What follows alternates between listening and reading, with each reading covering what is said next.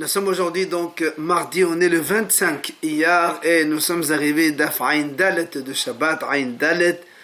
On était à la 7e ligne, 2 points Tano Rabbanan Chachamim enseigne. Hayo lefanav mene ochalin.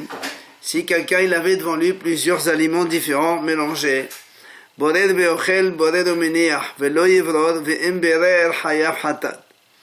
Donc la Braïta dit il a le droit de trier pour manger et borer omeneach ou de trier et laisser de côté. Après la Braïta dit velo yivrod et il n'a pas le droit de trier. Ici il a trié, il a hayav kovan hatat s'il ne le savait pas. Alors, du coup, évidemment, la Gemara s'étonne, qu'est-ce que tu es en train de me dire? D'abord tu me dis on trie, après tu me dis on ne trie pas, et si on trie c'est hayav hatat. Amar ola hachicham. Voilà, Ola il explique, voilà ce que cela signifie. Il dit, d'abord il dit, bored veochel levo bayom, ou bored omeneach levo bayom. C'est-à-dire, il dit comme ça. Il a le droit de trier pour manger le jour même, ou il trie pour laisser pour le jour même, mais par contre, mais il n'a pas le droit de trier pour le lendemain, pour manger le lendemain. Et c'est là où, ici il a trié dans cette intention de manger le lendemain, il est hayav hatat. Voilà comment donc il a solutionné la chose. Alors du coup, matrif la Rav Hasda. Il vient Rav Hasda, il objecte, il dit comment? V'chim ota lefot levo bayom. V'chim ota levashel levo bayom. Il dit Rav Hasda, je comprends pas. Si tu me dis que ce travail le même, si on le fait pour le jour même, c'est motard, et si on le fait pour le lendemain, c'est assour. Alors tu vas me dire, dans ces cas-là, on a le droit de cuire pour le jour même, pour le Shabbat même, ou bien on a le droit de cuisiner pour le Shabbat même, mais pour le lendemain, c'est assour. On sait que c'est complètement, c'est pas vrai. Ella amar Rav Hasda. C'est pas ça que Rav Hasda, il donne un autre sens. Il dit, ce qu'on a dit, bored veochel, quand on a dit, il a le droit de trier pour manger, pachot mekashi'ur. C'est-à-dire moins que le shi'ur, comme nous savons que le shi'ur de Shabbat, c'est grogel, c'est le volume d'une figue sèche, ou encore, bored omeneach pachot mekashi'ur, ou encore, il a le droit de trier pour laisser mais moins que le volume d'une figue sèche. Par contre, mais comme le volume d'une figue sèche, il n'a pas le droit de trier. C'est là où aussi il a trié comme le volume d'une figue sèche, il est hayav hatat. Matriv la Rav Yosef. Là encore, il vient Rav Yosef, il objecte. Il dit, il dit comment?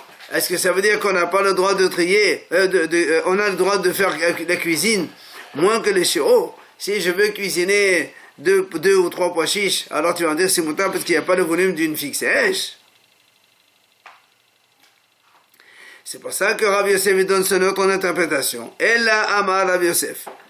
Bored veochel bayad, bored omoniach bayad. Beqanon uvetamhoy lo ivrod.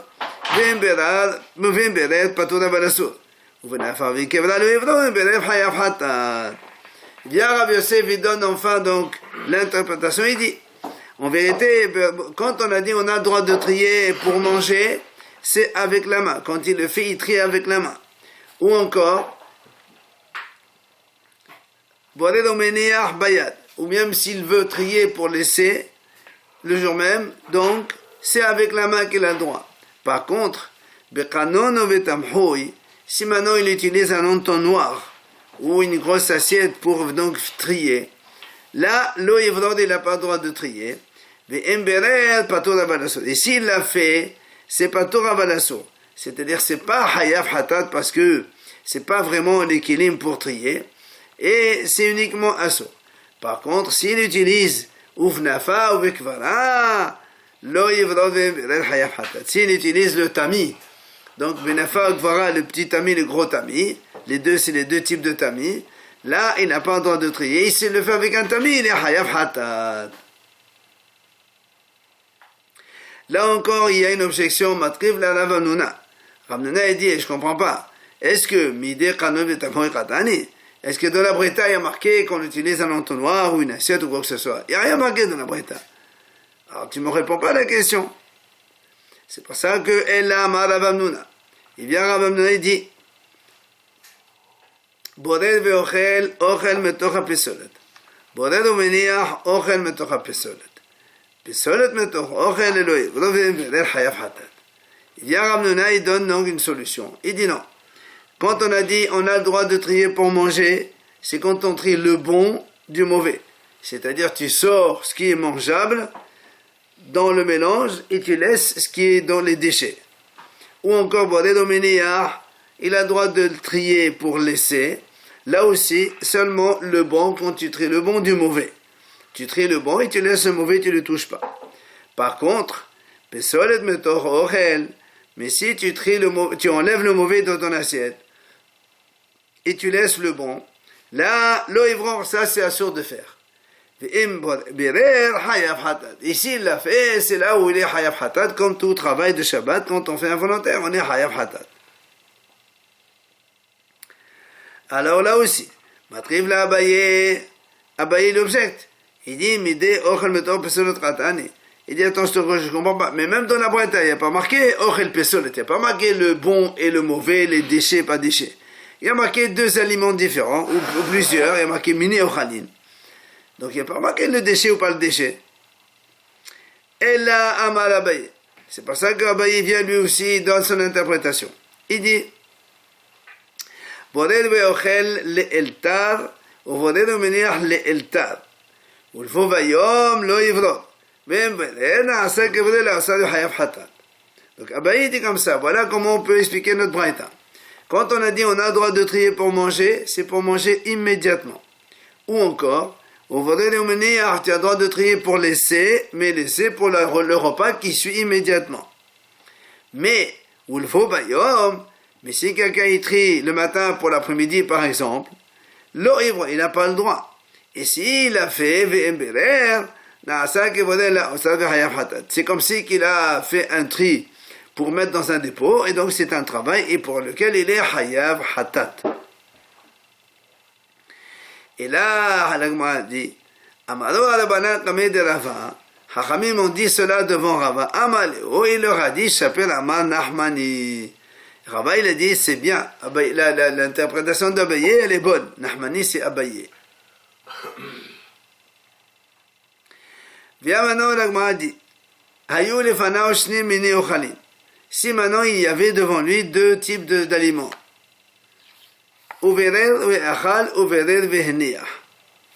Il a trié, il a mangé, ou bien il a trié, il a laissé. La Braïta dit comme ça. Rav Ashi matne patour, Rav Yirmiya medifti matne hayav. Donc Rav Ashi il a dit c'est patour ce qu'il a fait. C'est pas moutar mais c'est assour. Et Rav Yirmiya il dit carrément il est hayav hatat. Et évidemment l'Agma explique. Rav Ashi matne patour. L'Agma dit comment? Pourquoi Rav Ashi a dit Pato Ve'atane Hayav Pato? Nous on a dit dans la Braïta, quand il a fait Borer, il y a marqué dans la Braïta, il est Hayav. D'accord? Alors comment ça se fait que Rav Ashi a dit Pato? Alors on a dit la Kasha. Comme on a dit nous, Habe Kanun Vetamhui, Habe Nafa Orfara. Il dit, quand il a dit Pato, c'est parce qu'on a utilisé un entonnoir ou une grosse assiette pour trier. Et là, c'est pas vraiment l'équilibre pour trier. Et quand on a dit Hayav, mais c'est pas Mouta, c'est pour ça qu'il a dit Pato. Et quand on a Rav Yirmiya qui a dit Hayav, ou la Braïta qui a dit Hayav, c'est parce qu'elle parle là-bas, on a utilisé un Tami. Et là, c'est tout le monde est d'accord que c'est Assour et les Hayav Hatat. Et la Gemara raconte qu'Ata Rav Dimi, quand Rav Dimi il est arrivé d'Israël, Amar, il a dit comme ça, Shabbata de Rabbi Bi Havai, on était donc Shabbat, c'était le tour de Rabbi Bi de servir. Et il dit que dans les yeshiva, ils sont arrivés, Rabbi Ami et Rabbi Assi. Et Rabbi Bi, qu'est-ce qu'il a fait? Shada Kamayo Kalkala déféré. Il a déposé devant eux un grand panier avec des fruits. Donc, plein de fruits. Alors il dit, Rav Dimi, et je ne sais pas, il a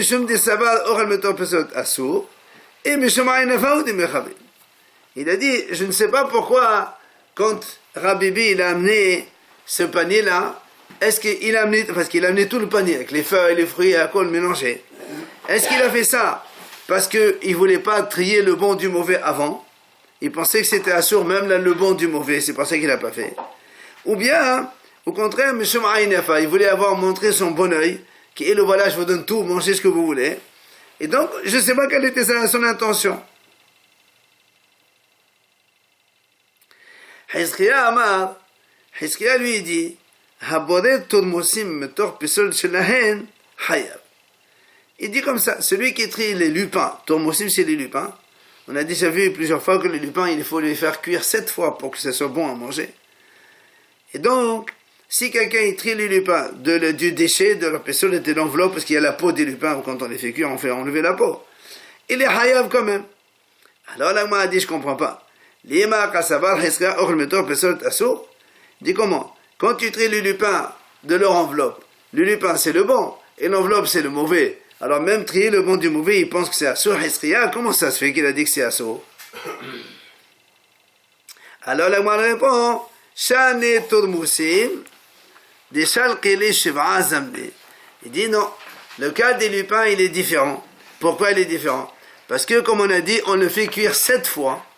Donc on le fait, parce que pour que le rendre apte à être consommé, à être mangeable, on les fait donc cuire 7 fois. Et si on ne prend pas les lupins, on ne les enlève pas, masrah, et ils vont pourrir. Et donc, et donc dans ces cas-là, puisque s'ils vont pourrir, eh bien c'est comme si que ça s'appelle les déchets que tu as enlevés à partir de la nourriture. Bon, il y a plusieurs explications à ce niveau-là. Alors on dit que en fait il avait 2 types de lupins, ceux que on pouvait les donc ils deviennent mauvais. Il faut les enlever pour permettre aux autres de bien donc cuire par la suite. C'est pour ça que dans son cas, lui, en fait, il a enlevé les pésoles, il n'a pas enlevé le ochel. Et c'est pour cette raison qu'on a dit, il est hayav, il a dit Hizkiya hayav. Après, on a dit dans la Mishnah, Vehatohen. Donc, un des 39 travaux, on a dit moudre. Alors, sur ce, Amar à papa, il dit à papa, Hayman de farim silka hayav meshum tohen. Il dira à papa comme ça, celui qui parim silka, c'est-à-dire, il va couper en fins morceaux c'est les blettes. Hein? Il les coupe pour une salade. Il les coupe en très très fins morceaux. Il dit les hayam meshum tohen. Ça s'appelle moudre. Donc on n'a pas le droit à Shabbat de couper les salades en très fins morceaux parce que ça se ressemble beaucoup à moudre. Amar Rabenaché. Il vient à Rabenaché, il dit autre chose. Hayman de salid silté. Hayam meshum tohen. Celui qui coupe, là il a besoin de bois pour allumer le feu par exemple Yom Tov. Si quelqu'un il coupe le bois en petits morceaux, là aussi il est hayam meshum tohen. Ça veut dire que le moudre ça existe aussi dans les bois, pas seulement dans ce qui est nourriture. Et vient Amar Avashi il rajoute, et kapid amashachta hayam meshum hater.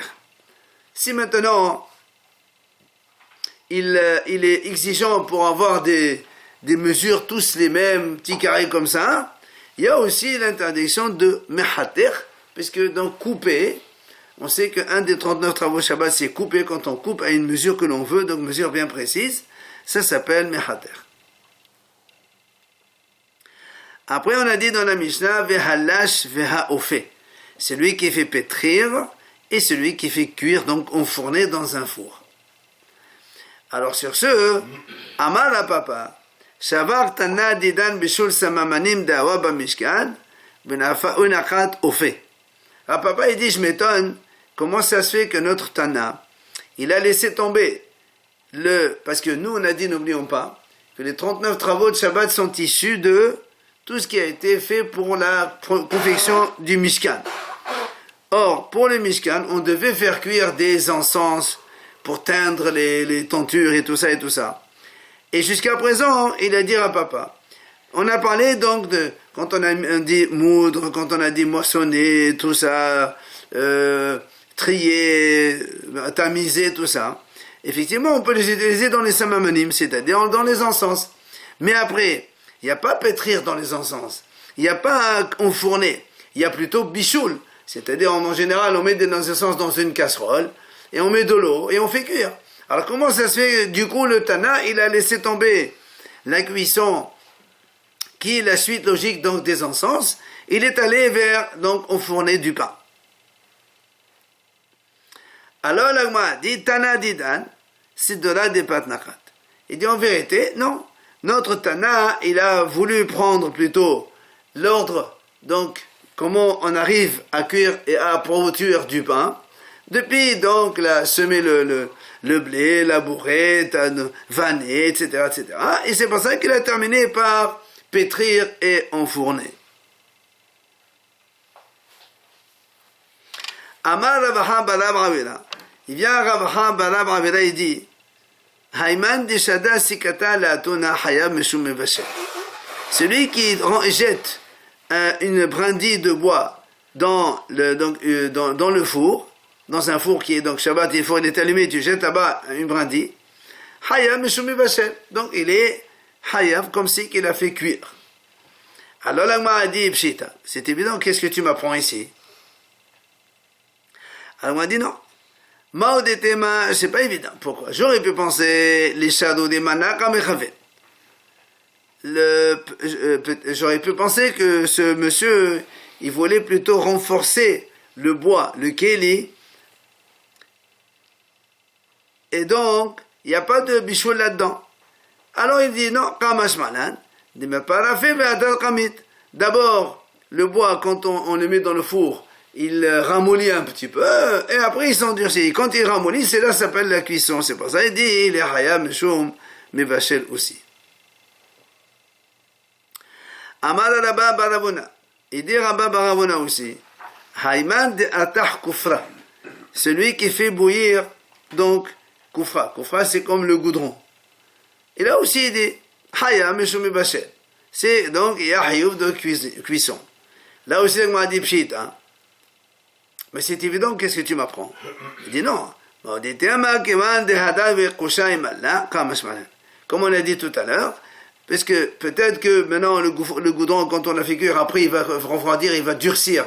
Donc tu vas me dire peut-être c'est pas une cuisson. Et dit malgré tout, il y a cuisson auparavant. Amar Rava, il vient Rava, il dit, Hayman de Avat Havita, Haya Mishum Sheba Hataot. Si quelqu'un, il fabrique une cruche le jour de Shabbat, il est hayav 7 korbanot, évidemment pas donc involontaire, 7 korbanot différents. Ça veut dire que pour fabriquer cette cruche-là, il a utilisé 7 travaux différents, et donc Rachid, il nous énumère, c'est quoi là? Il nous dit, d'abord, il dit, c'est tohen, c'est-à-dire comment on prend pour fabriquer une cruche, on prend de la terre, de l'argile, et d'abord, on a ramolli, on a mis une petite de poudre, quoi. Après, il y a borer. On trie, c'est-à-dire, on enlève les cailloux qu'il y a dedans. Ça fait 2. Après, on marquedan. Donc, après, on tamise dans un tamis. Ça fait 3.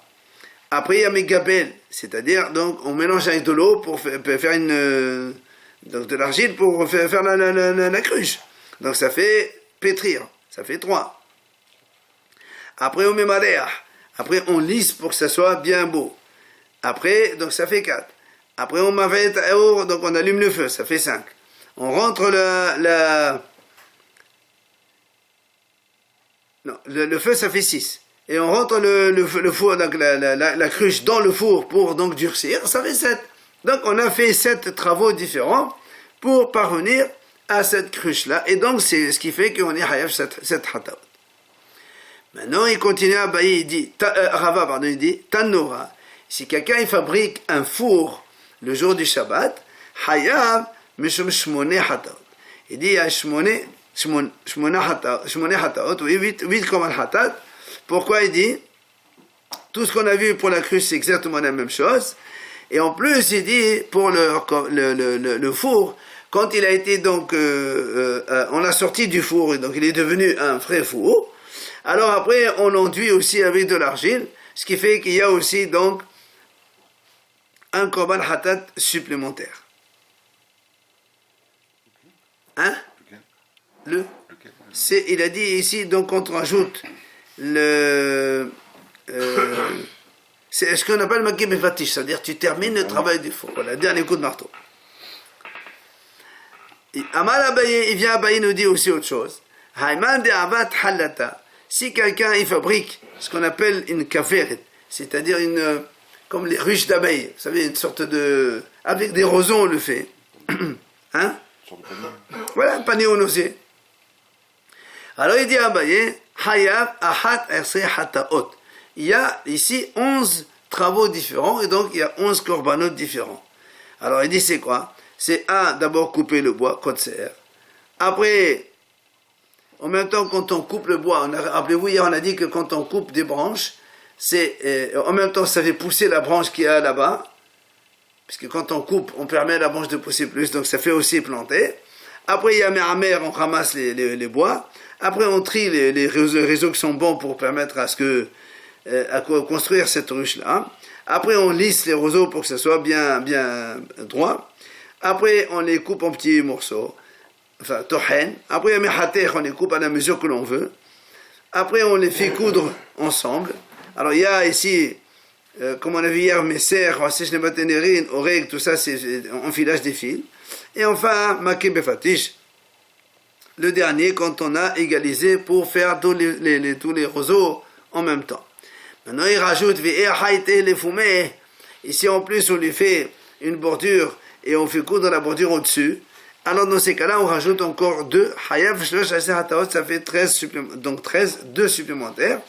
C'est quoi? C'est tout simplement coudre et attacher, puisqu'on fait d'abord la couture et après on attache pour que ça tient bien. Après, on a dit dans la Mishnah, donc, les autres travaux, Hagozez et Tasem Hamla Beno. Donc, tondre la laine et blanchir. Blanchir la laine et tondre la laine, ça fait 2 travaux différents. Amar Rabba Bar Hana, Amar Rabbi Yohanan. Il dit Rabba Bar Hana au nom de Rabbi Yohanan. Hatove sem sha'agabe bema beshabbat, hayav shalosh hataot. Il dit celui qui enfile, donc il enfile la laine qui est déjà sur l'animal encore. Ça, on n'a pas, donc d'abord on enfile et après on la tond.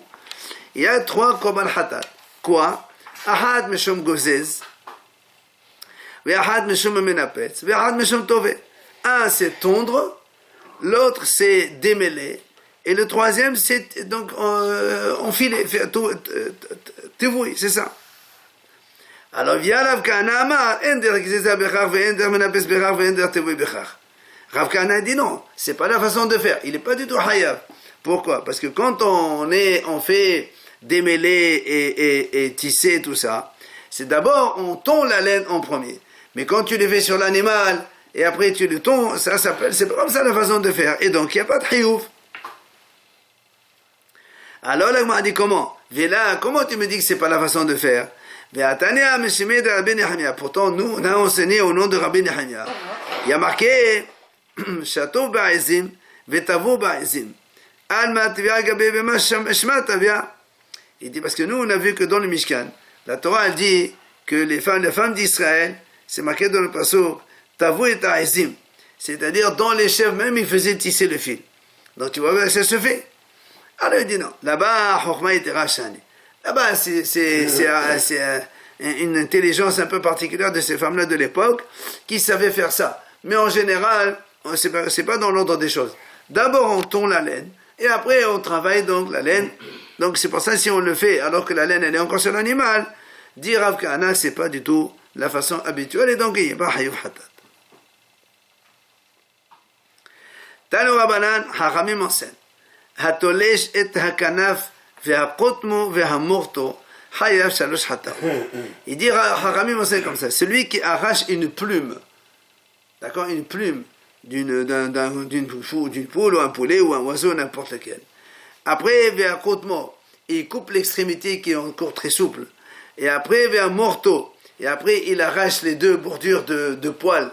Et après, pour utiliser toute ça pour fourrer dans les coussins et tout ça, il est hayav shalosh hataot. Il y a 3, donc ici, 3 veaux différents ici. C'est quoi? Amar Rabbi Shmuel Lakishi dit comme ça. Tolesh hayav mishum gozes.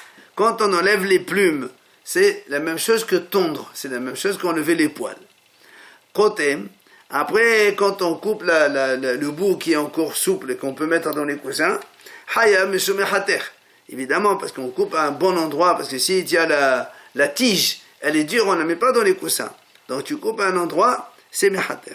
Enfin, Memaret, quand tu enlèves les poils des deux côtés, ça s'appelle Haya Meshome Maher.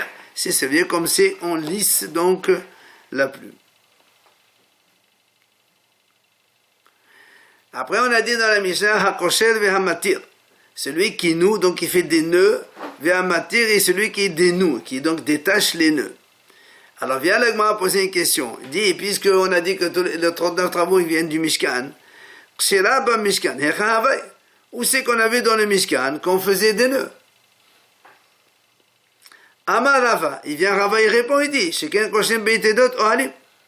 Il dit, bien sûr, quand on fait les tentes, même les tentes du Mishkan, on les attache, on met les piquets, après on met les tissus dessus, et on attache sur les piquets, tu vois bien, donc c'est pour attacher. Alors là, elle lui dit, non, ça c'est pas bon, pourquoi? Il dit, quand est-ce que nous on dit un nœud, c'est quoi un nœud? C'est un nœud qui est professionnel et qui est définitif. Or là, quand ils font les tentes, c'est provisoire, parce qu'ils restent là un petit peu, après ils doivent partir dans une autre station, et ainsi de suite. Donc c'est pas quelque chose de définitif, donc c'est pas ça le kosher. Elle a Amar Abaye, c'est pour ça qu'Abaye donne une autre solution. Il dit, Sheken Odgei Yereot Shenefsera Lahenenima Koshenota. Il dit Abaye, non, c'est dans les tentures du Mishkan, que quand des fois il y a un fil qui se coupe, alors il attache. Donc il y a faire un nœud, ça existe. Amal et Rava, il lui dit à Abaye, très bien, là tu m'as trouvé où on sait qu'on attache. Mais Matir Maï, où il y a marqué dénoué, détaché dans le Mishkan? Maï Kalmema.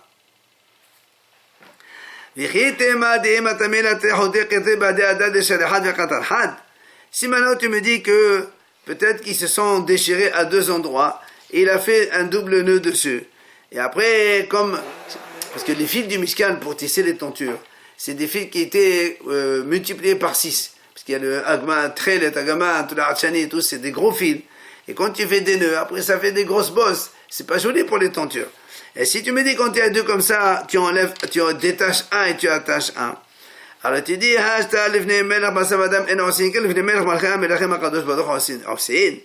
si déjà pour l'homme lui-même, quand il se fait des tentures ou des tapis, il fait pas des choses comme ça, avec un double nœud, des gros nœuds comme ça. Alors tu veux que devant Hachem on fasse comme ça marche pas. Alors aussi qu'on peut trouver attaché, détaché dans le Mishkan.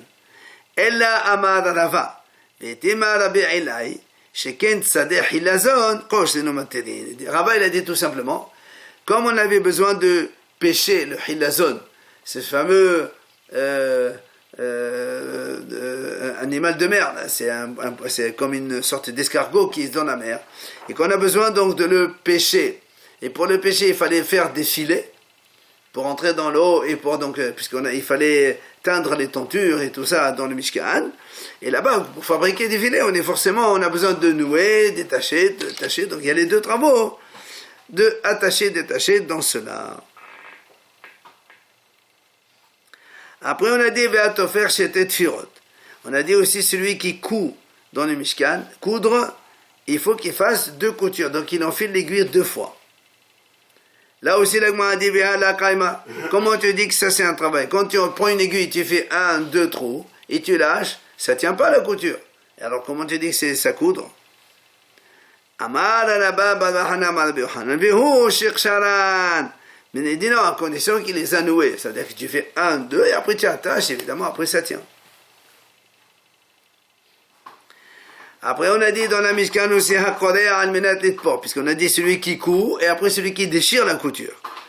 Alors là aussi, l'Agma a dit, est-ce que dans le Mishkan on déchirait? Qu'est-ce qu'il y avait à déchirer dans le Mishkan pour travailler du Mishkan?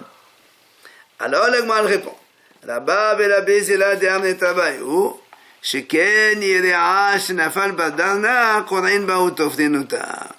Il dit, Rabba répond, ils disent comme ça, des fois dans les tentures du Mishkan, il y a des vers qui tombent et qui rongent la tenture. Et ça te fait un trou dedans. Or, quand il y a un trou, si tu couds comme ça, ça va froisser pour coller les morceaux. Alors ils sont obligés de déchirer un peu en haut, un peu en bas, couper, et après comme ça au moins ça fait que c'est plus homogène et ça fait plus joli de coudre comme ça. Donc tu vois bien qu'il y a aussi bien détacher que coudre aussi. Voilà.